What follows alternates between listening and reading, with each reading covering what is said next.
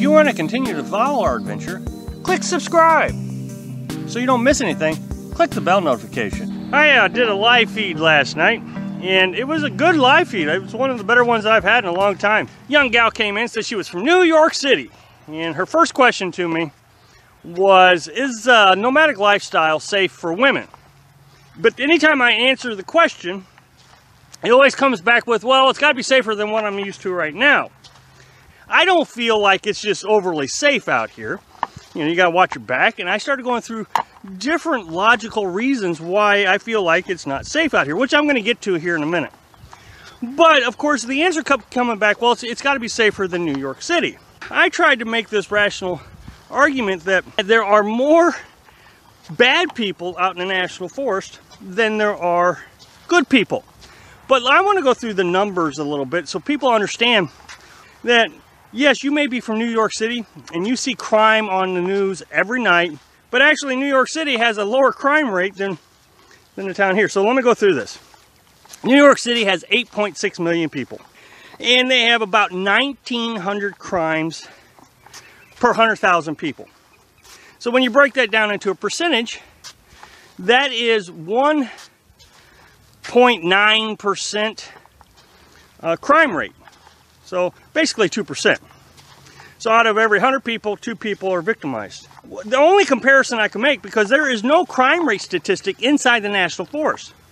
So what I did was I looked at the town closest to this national forest, the Apalachicola National Forest, here in Florida. And there's a real small town, it's got 500 people in it, well, almost 500 people. And that crime rate of that town is actually 4%, almost 4%.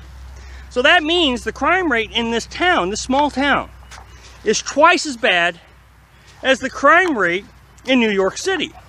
And so I looked up another national forest just to kind of confirm my argument. And so I went to the Black Hills National Forest in South Dakota.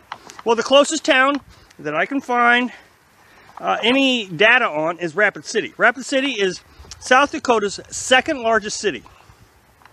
It's got over 7,000 people in it. And so what I found out was that Rapid City has almost an identical crime rate to this small town here, about 4%. Now, the thing is, I know the people in New York City saying 7,000 people, that's nothing. We got 8.6 million people. And that's where the confusion comes in about crime rates. Oh, you don't know what you're talking about, Rob. Every time you talk about this safety thing, you talk about how dangerous it is in the national forest. There's more crime in the big cities. Yes, there's more crime, but percentage-wise, you are less likely to be victimized in New York City than you are in Rapid City or this town next to Apalachicola National Forest. I've been out here for 2 years, and I observed what's going on in the national forest. Before I came out here, I understand what city life is like. I lived in the suburbs of St. Louis City. St. Louis City, I think at one time, just a few years ago, was the third most dangerous city in the United States.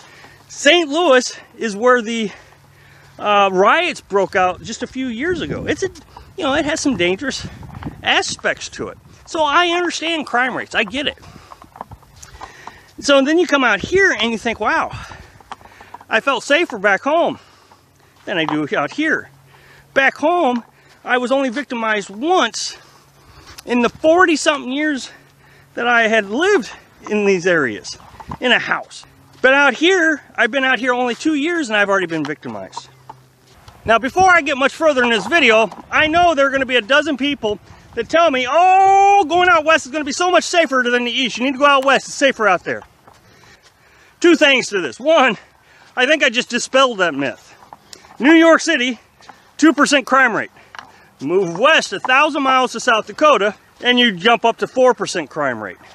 But every time I look about crimes in the BLM, you see all kinds of crimes in National Forest, BLMs out west.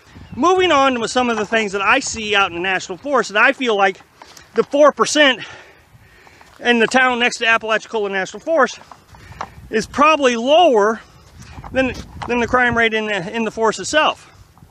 Here's my thinking. Where do bad guys go and hide? They go and hide away from people.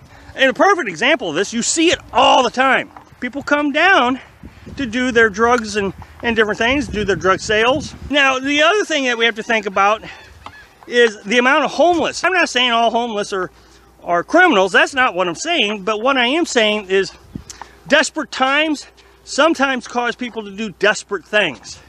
But then you have mentally ill folks. And I've met many mentally ill folks. Here's the thing. People tell me, well, mentally ill doesn't mean you're dangerous. No, it doesn't mean you're dangerous. But when you start mixing mentally ill in with drugs and alcohol, it does tend to lead to dangerous behaviors. Another incident that we ran into was, well, I guess this guy was homeless, not mentally ill, but he was an alcoholic. He admitted he was an alcoholic. There was a 29-year-old girl in her tent, you know, camping, just camping. She'd been there, I don't know, a week or so camping. And he started harassing her. Enough it scared her, and she had to leave the campground. The type of harassment that this fellow was causing is actually illegal in a lot of states. Now, another thing you need to consider, you don't have a lot of resources out here. You're you know, miles away from help. You know, that girl that I was telling you about who was being harassed by the drunk. She called the Rangers. Well, they didn't do anything about it until the next day. So 12 hours later is when they decided to come out and do something about it. Well, 12 hours, if she'd have been in real trouble, that wouldn't have been a long time. The other thing you got to realize is you don't always have a cell phone signal. When our pop-up camper burned down, you know, there's not a fire department to call. And if I had called the fire department, it would have taken, you know, a long time for us to get out there, make the phone call, come back. It was just easier for me to put the remainder of the fire out myself. When you come out here, don't be blindsided by the idea, well, it's safer than New York City. Don't get me wrong, I've met a lot of good people.